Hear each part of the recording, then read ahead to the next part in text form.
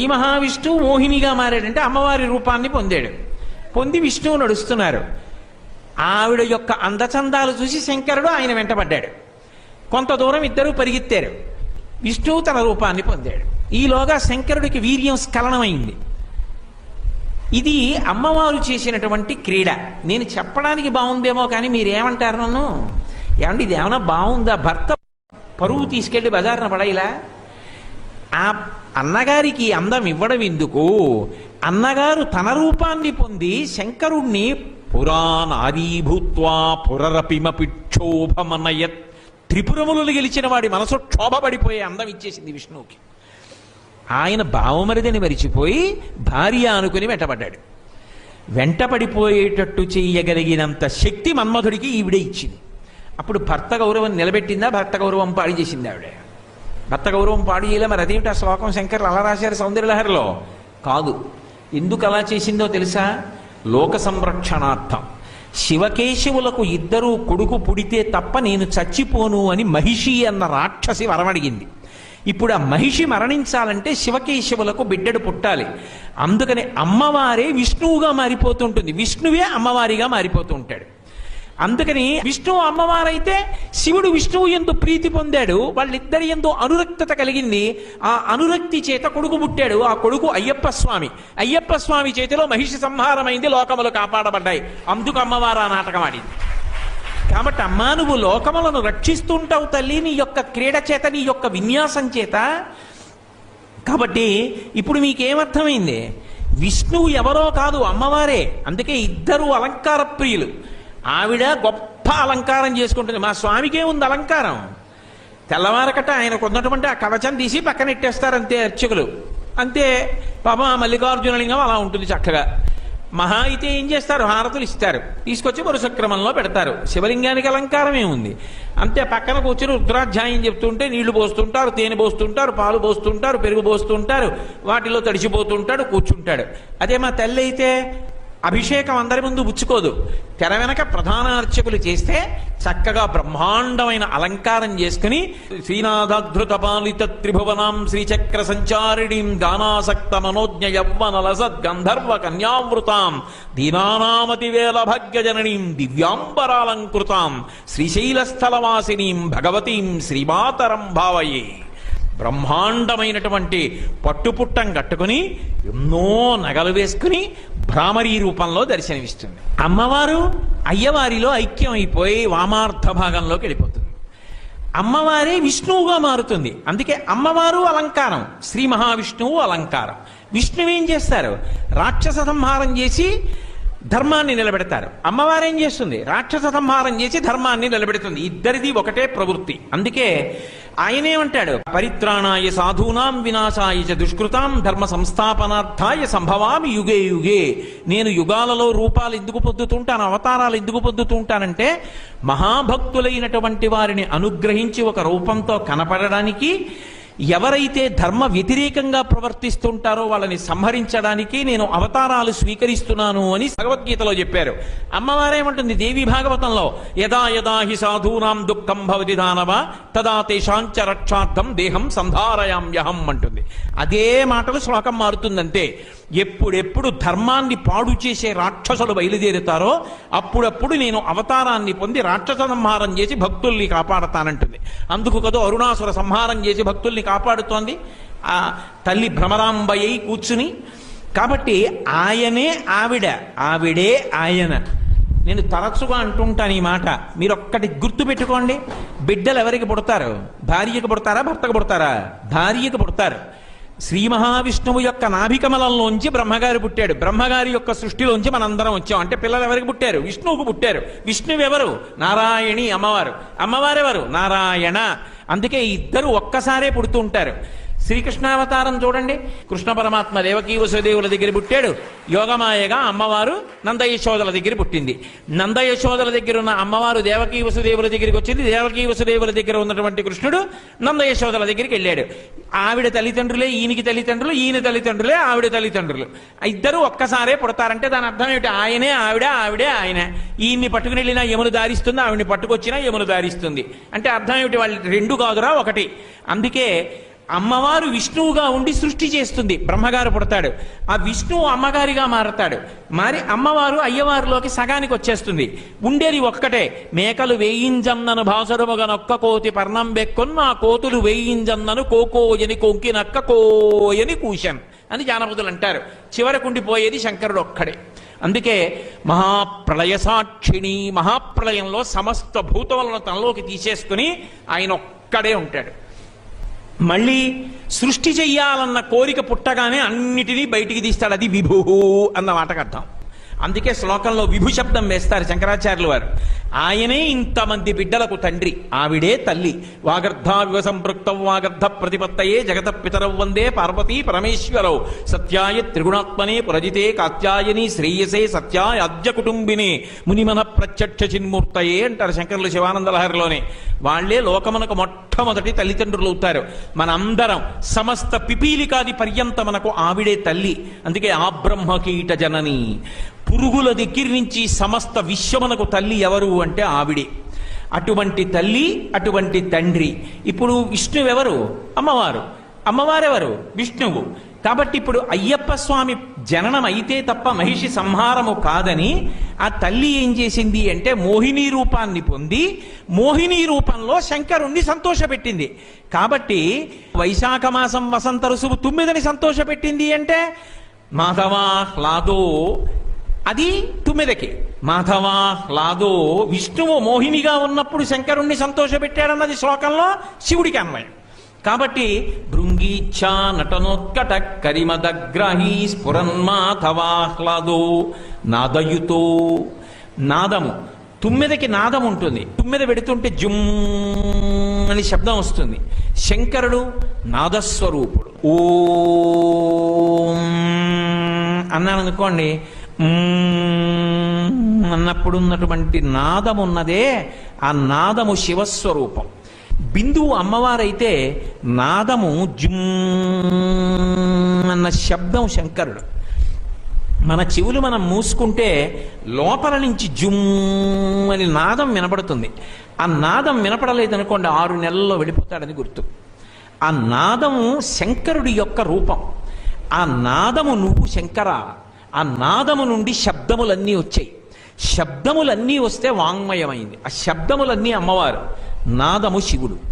నాదము లేకుండా శబ్దం రాదు, శబ్దం లేకపోయినా నాదం ఉంటుంది. అందుకే అమ్మవారు అయ్యవారిలోకి వెళ్ళిపోతే మహాప్రళయంలో ఆయన ఒక్కడే ఉంటాడు. కానీ ఆయనలోంచి అమ్మవారు వాంగ్మయం అంతా బయట వస్తుంది. అందుకే మాతృకా వర్ణ రూపిణి, అక్షరములన్నీ ఆవిడ యొక్క స్వరూపం.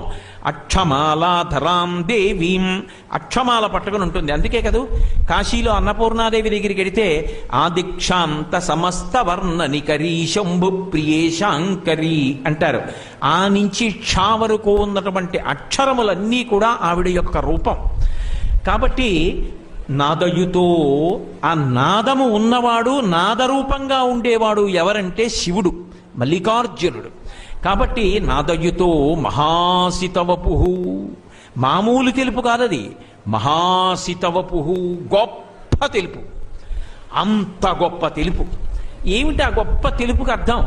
అంత తెల్లగా ఉన్నాడు అండం ఎందుకు? విష్ణువు నల్లగా ఉంటారు, శంకరుడు తెల్లగా ఉంటాడు. నిజంగా అలా తెల్లగా ఉండడం, నల్లగా ఉండడం రంగులు భేదాలు ఉంటాయా? కాదు. అంత తెల్లగా ఉంటాడు అన్న మాటకు ఒక అర్థం ఉంది. ఎన్నో రహస్యాలు ఉంటాయి. నిజానికి తెలుపు నలుపు రంగులు కావు, మిగిలినవి రంగులు. తెలుపు అన్న మాటకు అర్థం ఏమిటంటే అన్నిటినీ వదిలిపెట్టేస్తే తెలుపు. ప్రతిఫలించిందనుకోండి తెలుపు అంటారు. లోపలికి తీసుకుందనుకోండి నలుపు అంటారు. అందుకే నలుపు తమోగుణం, తెలుపు సత్వగుణం అంటారు. శంకరుడు తెలుపు అన్న మాటకు అర్థం ఏమిటంటే నిజానికి ఆయనకి ఏ మార్పు ఉండదు, ఆయన అలాగే ఉంటాడు. అందుకే మీరు గమనించండి, స్ఫటికలింగాలకి అర్చన అనేటటువంటిది కొన్ని కొన్ని దేవాలయాలలో విధి కింద ఉంటుంది. రామేశ్వర క్షేత్రంలో ఇప్పటికీ కూడా తెల్లవారుజామున 4 గంటలకి ప్రత్యేకంగా స్ఫటికలింగాన్ని అర్చన చేస్తారు. ఆ చేసినప్పుడు ఒక పెద్ద స్ఫటికలింగాన్ని తీసుకొస్తారు. మీరు ఎప్పుడైనా చూశారో లేదో నాకు తెలియదు. ఆ స్ఫటికలింగాన్ని తీసుకొచ్చి అక్కడ పెడతారు, దాని దగ్గర దీపం పెడతారు. ఆ దీపపు కాంతి పడగానే తెల్లగా వెలిగిపోతుంటుంది. అర్చకులు ఏం చేస్తారంటే మంత్రం చెప్తూ ఎర్ర మందార పువ్వు ఇలా ఎదురుగుండా పెడతారు, పాదాల దగ్గర పెట్టరు, ఎర్ర పువ్వు పెడతారు. స్ఫటికలింగం అంతా ఎర్రగా కనపడుతుంది. పువ్వు తీసేస్తారు, తెల్లగా అయిపోతుంది. పచ్చటి పువ్వు పెడతారు, లింగం అంతా పసుపచ్చగా అయిపోతుంది. మీరు ఏది తీసుకెళ్లి దాని ఎదురుగుండా పెడితే దానిలా కనపడుతుంది. ఒక జ్యోతిని తీసుకెళ్లి పెట్టారనుకోండి, వెనక స్ఫటికలింగంలో జ్యోతి వెలుగుతున్నట్టుగా కనపడుతుంది. ఆ తెలుపు ఆధారం లేని నాడు రంగులు దొరకవు మీకు. అసలు మాయ కనపడుతుంది, అసలు శివుడు కనపడ్డం. మహాసితవపుహు, ఆయన ఉన్నాడు కాబట్టి ఈ విశ్వం కనపడుతోంది. లేనినాడు అసలు విశ్వము లేదు. మీకు బాగా అర్థం అవ్వాలంటే నేను ఒక్క ఉదాహరణ చెప్తా. ఒక గింజ ఉంది, ఒక చిన్న గింజ, మర్రి చెట్టు యొక్క గింజ ఉంది. బీజస్యాంతరివంకురో జగదిదం ప్రాంగ్ నిర్వికల్పం పునః మాయా కల్పిత దేశకాల కలనా వైచిత్ర చిత్రీకృతం అంటారు. చిన్న మర్రి గింజలో ఒక పెద్ద మర్రి చెట్టు ఉన్నది. మీరు ఒప్పుకుంటారా? పైకి చూస్తే ఎలా ఉందండి అనిపిస్తుంది. కానీ ఆ మర్రి గింజలోంచేనా అంకురం వచ్చింది, అందులోంచేనా మొక్క వచ్చింది, మొక్కైనా చెట్టు అయింది, దీనికి అంతటికీ ఆధారం గింజైనా? ఇంత గింజలో చెట్టంతా ఉందా? చిన్న అద్దంలో కొండంతా కనపడుతోందా? అలాగే నిజానికి లోపల శివుడు ఉన్నాడు కాబట్టి పైన కదలికలు. ఆ శివుడు వెళ్ళిపోయాడు అనుకోండి, ఆ కదలికలు ఏమి ఉండవు. ఇంకా శివుడు కనబడడు. ఈ మైకు కనబడుతోంది, ఇది గట్టిగా నేను చెప్పింది వినపడేటట్టు చెయ్యడం తెలుస్తోంది. ఇందులో అలా చేసేటట్టుగా ఉన్న కరెంటు మీకు కనపడుతోందా? కరెంటు కనపడదు, అది శివుడు. ఆ శివుడు బయట కనబడడు. కానీ వాడిని చూడాలనుకుంటే ఏ జ్యోతి చీకటిని పోగొడుతోందో అది లింగమై నిలబడితే అది జ్యోతిర్లింగము మల్లికార్జునుడు. దాని వలన లోకమున్నది. ఒక చెట్టు లోపల కనపడని ఆ చైతన్యము లేకపోతే దీనిలో కరెంటు లేనట్టు. ఆ చైతన్యము లేకపోతే చెట్టు చచ్చిపోతుంది. చెట్టు పెరగడం కనబడుతుంది, కాయ కాయడం కనబడుతుంది, పువ్వు పుయ్యడం కనబడుతుంది, కానీ లోపల ఉన్న చైతన్యం మాత్రం కనపడదు. ఆ చైతన్యం ఏదో అది శివుడు. అది స్ఫటికమణి నిభం మహాసితవపుహు, తెల్లగా ఉంటాడన్న మాటకు అర్థం అది. కాబట్టి ఆయన లేని నాడు అసలు ఈ లోకం లేదు.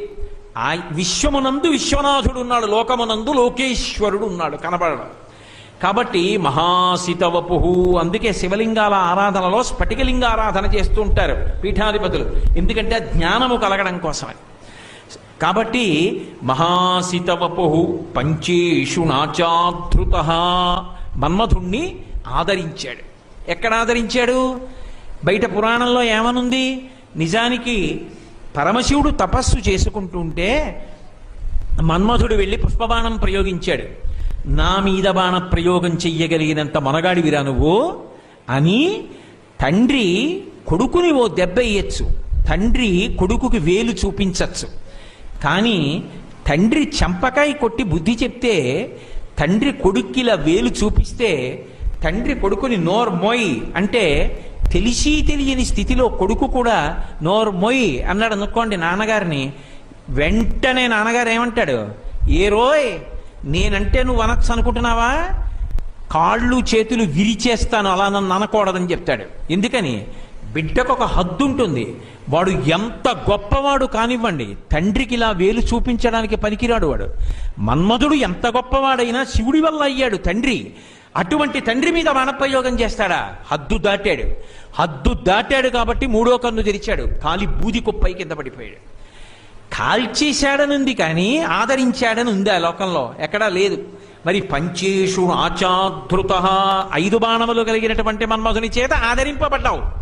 అది 9కి చెల్లిందేమో, ఎందుకంటే ధనస్సుకి వెనక ధను పౌష్పం మౌర్వీ మధుకరమయీ పంచవిశిఖ, వెనకాతల 9లతో వింటినారి పెట్టుకున్నాడు కాబట్టి మన్మధుడి విషయంలో 9కి అన్వయం. ఇందాక చెప్పిన అర్థం పొసగుతుంది. శివుడికి ఎలా పొసగుతుంది అంటే పొసగుతుంది. ఎందుకు పొసగుతుందో తెలుసా? నాకు రూపం లేదు, నాకు రూపం లేదు అని ఏడవడానికి మన్మధుడికి ప్రాణం లేదు. కానీ మన్మధుడు లేకపోతే ఒక ప్రమాదం ఉంది. మన్మధుడు లేడనుకోండి, మనకి శరీరం రాదు.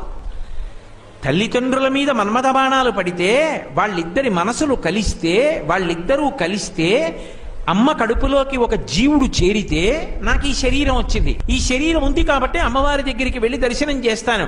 ఈ శరీరం లేకపోతే ఎక్కడికి రాను, ఏం చెప్పను, ఎలా పుణ్యం చేసుకోను నేను. కాబట్టి పుణ్యము చెయ్యాలన్నా, పాపం పోవాలన్నా ఈ శరీరము కావాలి.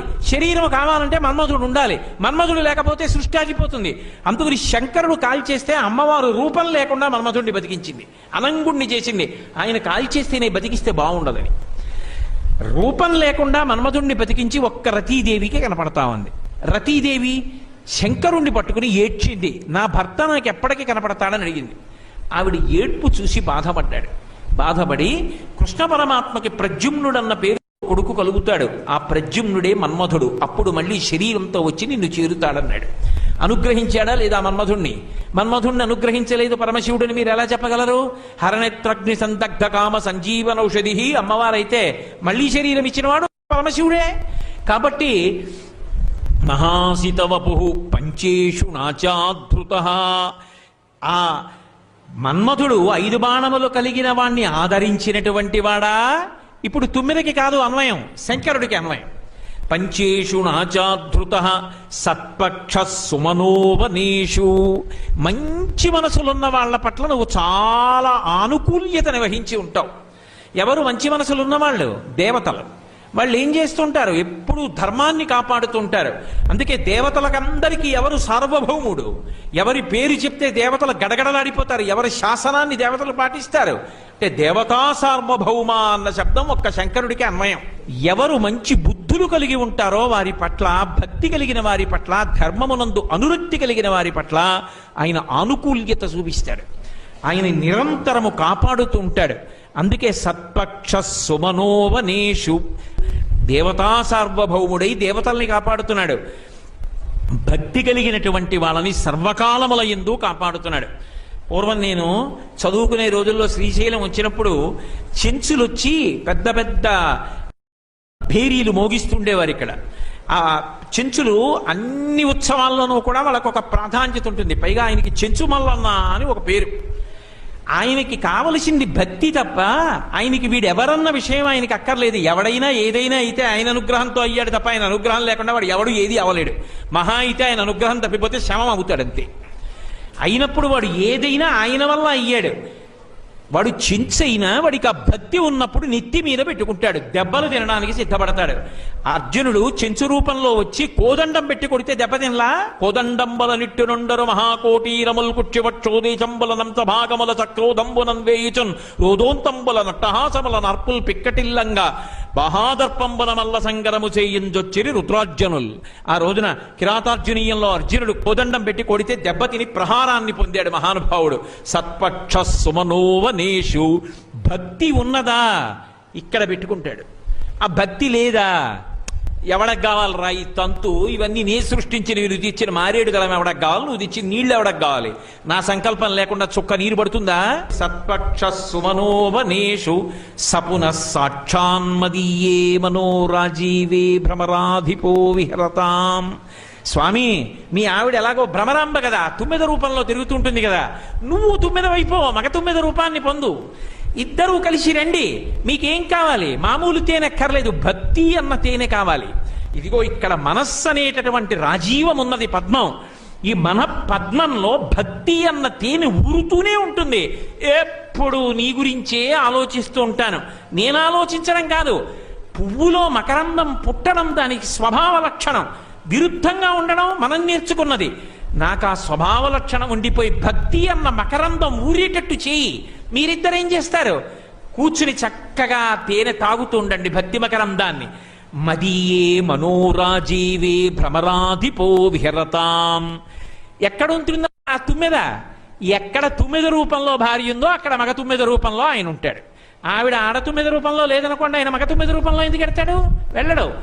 9 రూపంలో ఉన్నది ఒక్క శ్రీశైలంలోనే ఉంది అమ్మవారు. కాబట్టి మగ 9 రూపంలో ఎక్కడ తిరుగుతాడు? ఇక్కడే తిరుగుతాడు. కాబట్టి 2 9 అయితే, మనస్సు పద్మం అయితే, ఇందులో భక్తి తేనె అయితే ఏం చేస్తారు? ఇద్దరు వచ్చి ఇక్కడ కూర్చుంటారు. ఏ చప్పుడు ఉండదు, తేనె తాగేటప్పుడు చప్పుడు ఉండదు. ఇద్దరు తేనె తాగుతారు, ఒకళ్ళనొకళ్ళు చూసుకుంటారు, ఇంకా ఎగర్రు, ఇక్కడే కూర్చుంటారు. తేనె పుడుతూ ఉంటుంది, తాగుతూ ఉంటారు. ఎందుకు ఆ మిగిలిన పువ్వులు? వెళ్ళి కాస్త తాగడం అయిపోవడం, మళ్ళీ ఇంకో పువ్వు దగ్గరికి వెళ్ళడం మనకు అక్కర్లేదు. మామూలు తుమ్మెదలకైతే తేనె కావాలి, ఈ తుమ్మెదలకి ఏం కావాలి? భక్తి అన్న తేనె కావాలి.